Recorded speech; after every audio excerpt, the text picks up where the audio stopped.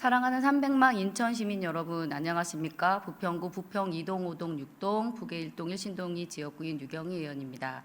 먼저 5분 발언의 기회를 주신 허식 의장님과 선배 동료 의원님께 감사드립니다. 저는 오늘 가족 돌봄 청년 지원과 관련하여 5분 발언을 하고자 합니다.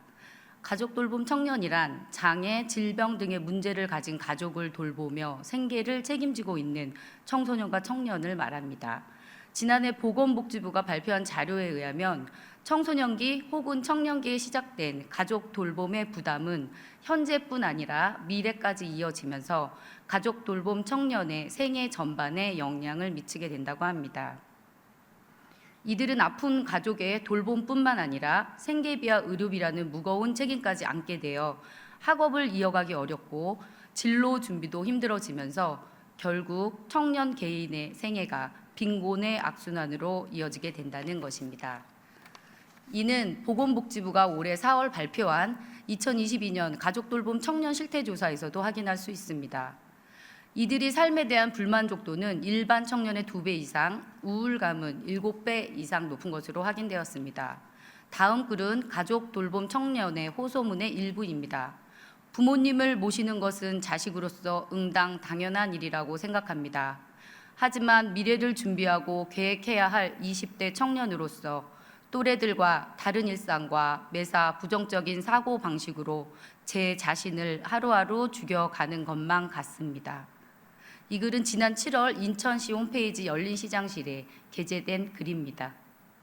저는 지난해부터 가족돌봄 청년의 어려움과 지원 필요성에 대해 공감하고 있어 올해 토론회 진행과 조례 제정도 준비하고 있습니다.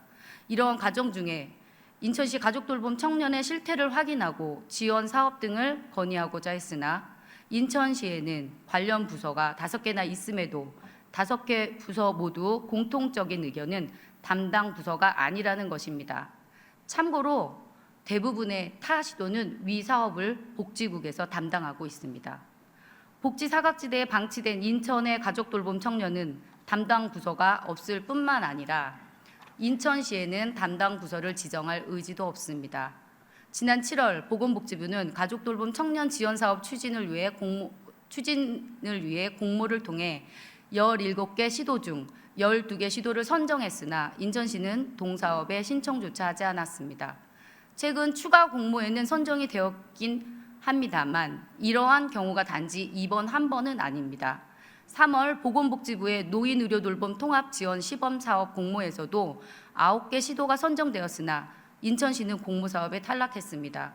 이 역시 담당 부서 선정의 문제 등 통합돌봄사업에 대한 인천시의 적극적인 의지가 부족했다는 의구심이 드는 상황입니다. 인천시에는 다른 시도와는 다르게 문화복지 정무부시장님이 계심에도 복지 업무를 총괄할 수 있는 컨트롤 타워가 제대로 작동은 하고 있는 건지 강한 의구심이 들기도 합니다. 지난해 7월 인천시 최초로 문화복지 분야 부시장님이 임명되었을 때 소외된 사람들을 위한 복지 사업의 정책 의지를 가지고 컨트롤 타워 역할을 해주시리라 기대가 컸었기에 현재의 인천시 복지 정책과 사업 추진 현황에 대한 안타까움과 아쉬움 또한 매우 큽니다. 더 늦기 전에 우리 인천시도 가족 돌봄의 책임을 안고 성장하고 있는 이들에 대한 지원 사업이 추진될 수 있도록 제도 정비를 서둘러야 합니다. 또한 복지 사각지대 지원을 위한 인천시의 정책 의지를 보여주십시오. 인천시 복지 업무를 추진할 수 있는 책임 있는 컨트롤 타워가 있는지 확인할 수 있게 해주십시오. 경청해 주셔서 감사합니다.